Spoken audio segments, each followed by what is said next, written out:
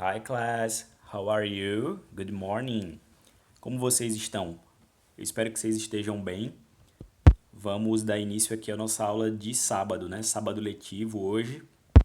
E o que é que a gente vai estudar? Vamos estudar o Simple Present Tense. É o tempo verbal do presente, tá? Do presente simples na língua inglesa.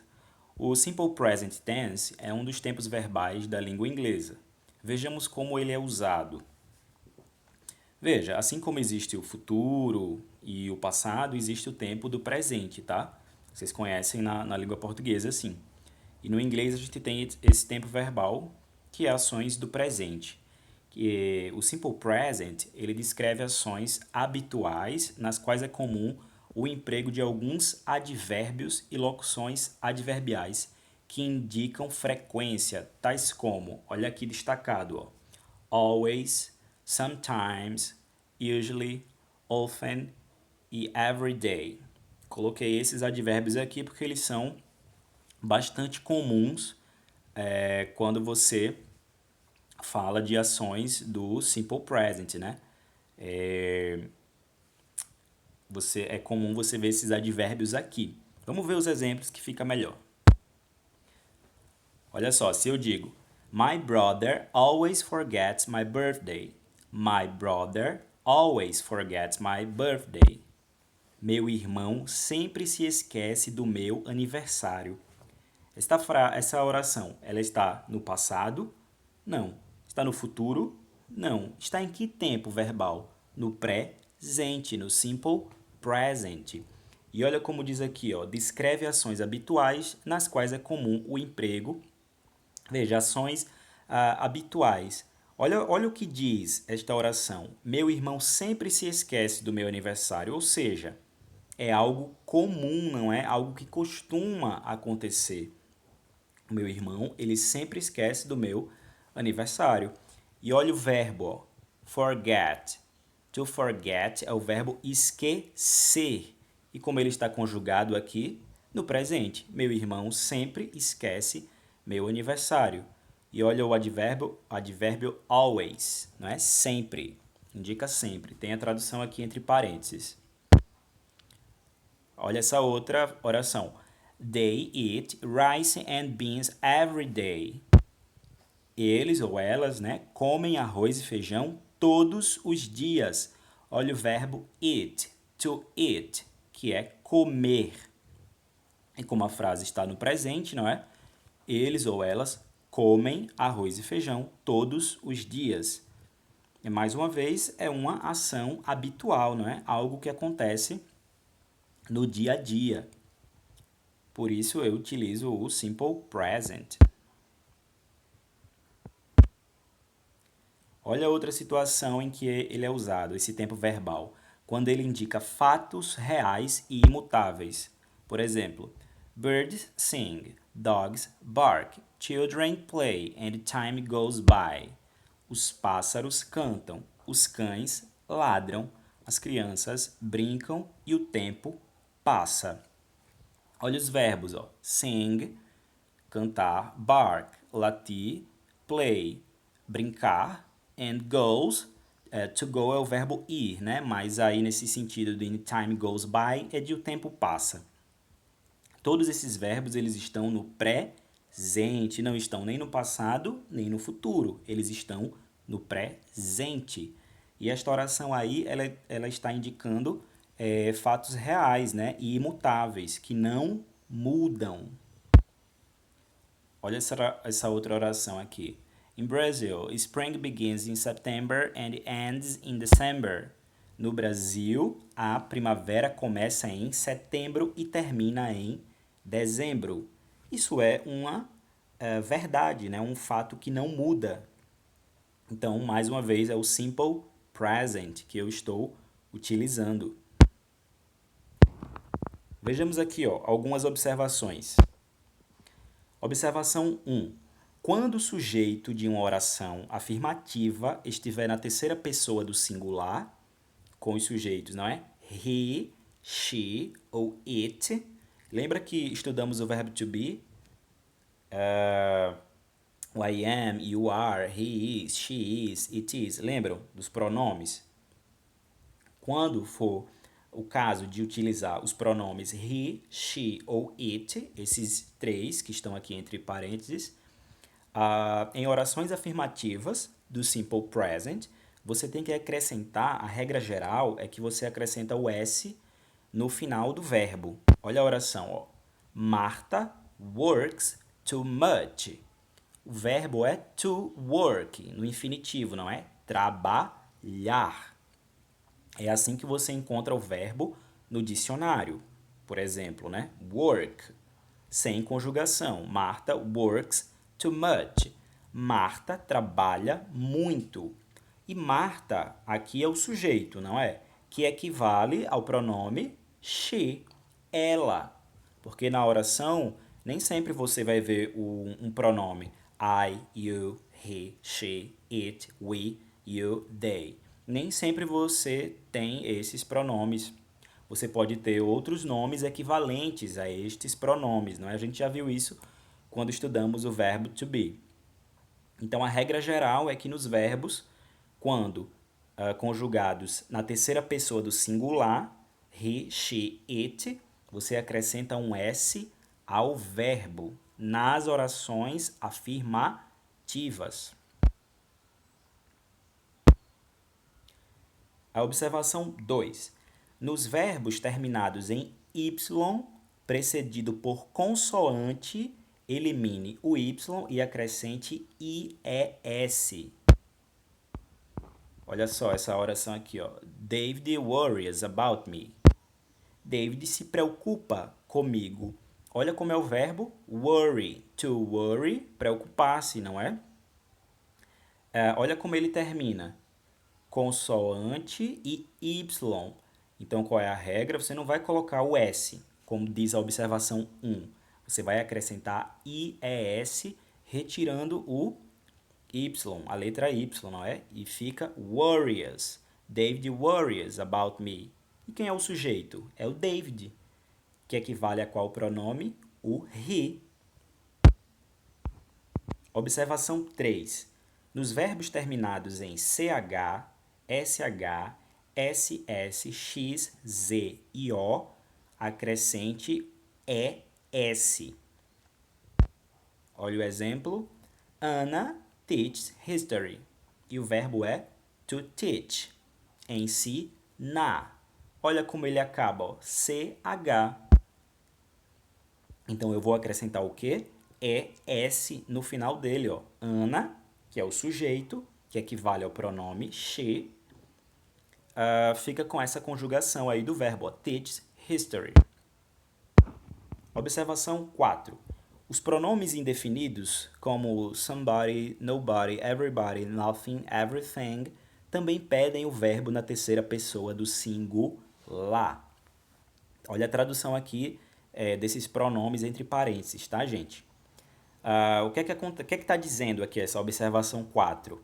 É que quando a oração tem algum desses pronomes indefinidos, você vai seguir estas três regras, essas três observações acima, né? Quanto ao uso do S, do ES ou do IES, a depender do verbo, nas orações afirmativas. Olha esta oração aqui, ó.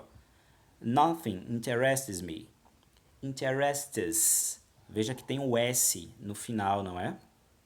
O verbo to interest, interessar. Então, quando eu estou conjugando, ó, olha a palavrinha nothing, nada, não é? Nada me interessa.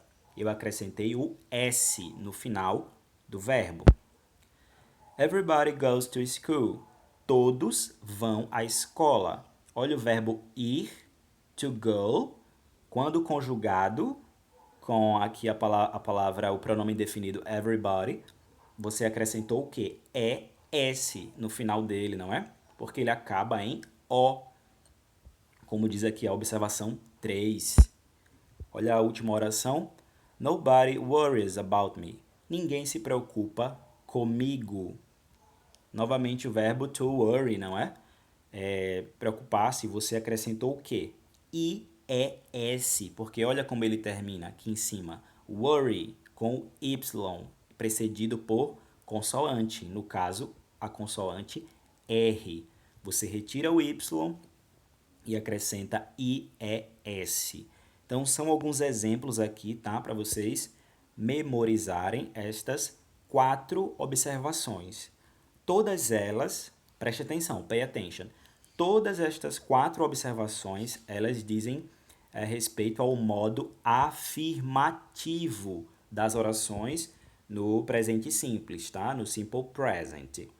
Vocês vão ver que elas não se aplicam nas formas negativa e interrogativa.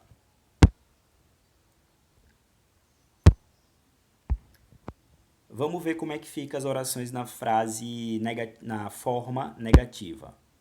Quando você tem os sujeitos I, you, we, they, eu, você ou vocês, nós, eles ou elas, estes 4 aqui em cima, ó, você acrescenta o do not, que contraído fica don't, que quer dizer não, mais o verbo no infinitivo sem o to. Olha o exemplo.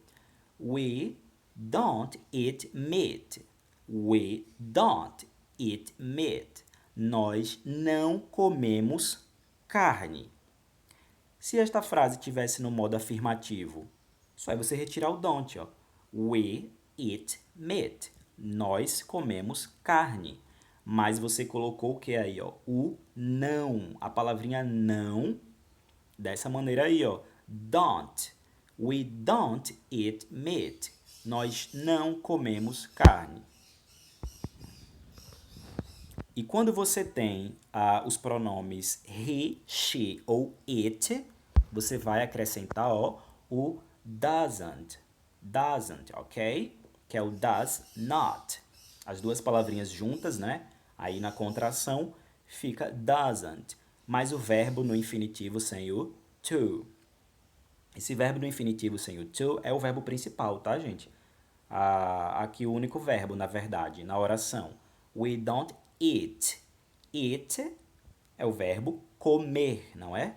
To eat é o verbo comer, mas você não coloca o to. Que no inglês a gente já viu que os verbos no infinitivo, eles possuem esse to, né? A preposição to junto deles, para indicar que estão no infinitivo. Então, preste atenção.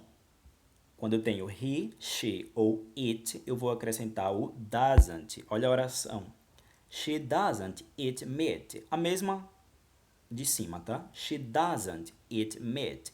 Eu não posso dizer she don't eat meat. Eu tenho que usar o doesn't. She doesn't eat meat. Ela não come carne. E a forma interrogativa? Muito simples. Quando você encontrar os pronomes I, you, we, they, repetindo eu, você ou vocês, nós, eles ou elas, você traz o do, que é o verbo auxiliar, não é? Para o início da frase. Olha como é que fica aqui. Do you study English every day? Você estuda inglês todos os dias? Do you study English every day? Você estuda inglês todos os dias? Primeiro, do, depois o sujeito, ó, you, e depois o que? O verbo no infinitivo sem o to, que é o study. Study. Do you study English every day? E quando eu tenho, ó, no caso, he, she ou it, novamente, né, na forma interrogativa, o verbo auxiliar das vai para o início da oração, ó. Só é trocar. Não usei o do com estes pronomes aqui. O das é utilizado para o he, she, it. Olha como fica essa oração aqui embaixo. Does she study English every day? Does she study English every day? Ela estuda inglês todos os dias? Percebam, does no início da oração, she, o sujeito, study é o verbo no infinitivo sem o to, não é? Muito simples. So, review. Vamos ver aqui a mesma oração nas 3 formas, tá? Na forma afirmativa, olha essa oração. They watch TV newscasts every day. Eles ou elas, não é? Eles ou elas assistem noticiários de TV, né, todos os dias. Veja, they watch TV newscasts every day. They é o sujeito, watch é o verbo da oração, não é? Mas, se eu utilizo he, she ou it, olha como ficou o verbo watches. Watches. Eu acrescentei es. Lembram das 4 observações, não é? Então, he watches TV newscasts every day. Ele assiste noticiários de TV todos os dias. E na forma interrogativa? A mesma oração, ó, na forma negativa. Aliás, they don't watch TV newscasts every day. O que foi que mudou da negativa para afirmativa? O don't, ó, que ele entrou aqui. Para os sujeitos I, you, we e they, eu vou usar don't. Mas olha, quando eu tenho he, she, it, eu uso o doesn't. He doesn't watch TV newscasts every day. Ele não assiste noticiários de TV todos os dias. E, por último, a forma interrogativa. A mesma oração, tá? Vou utilizar o verbo auxiliar do. Do they watch TV newscasts every day? Eles ou elas assistem noticiários de TV todos os dias. O do no início, depois o sujeito e o verbo principal, não é? Sem o to. Do they watch TV newscasts every day? Presta atenção, do é utilizado para os sujeitos I, you, we, they. Nesse caso aqui temos o they. Mas se eu uso he, she, it, eu vou usar o does, o verbo auxiliar does, e não o do. Does he watch TV newscasts every day? Ele assiste noticiários de TV todos os dias? É isso? Então, preste atenção. Ó. Na forma afirmativa, eu não tenho nenhum verbo auxiliar. Eu não tenho nem do, nem does, nem don't, nem doesn't. Mas na negativa, eu tenho don't e doesn't. E na interrogativa, eu tenho do e they. Do e does. Aliás, they aqui, né, é o sujeito.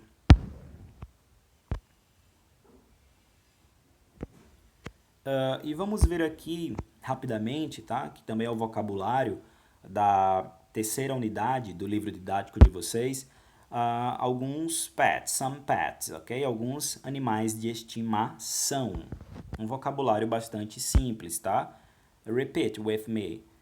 Periquito, periquet, periquito. Parrot, papagaio. Iguana mesmo. Cat, gato. Tortoise, tartaruga. Guinea pig, porquinho da Índia. Rabbit, coelho. Snake, cobra. Dog, cachorro. Hamster, é o hamster mesmo. And homework, responder os exercícios das páginas 43, 45, 46 e 47 do livro didático de vocês, tá? Onde vocês vão encontrar esses nomes aqui, esse vocabulário de pets. E mais uma lista de exercícios que eu vou encaminhar para vocês durante a nossa aula no WhatsApp, no grupo do WhatsApp. So, that's all, folks. Isso é tudo, pessoal. Bye, bye. See you later.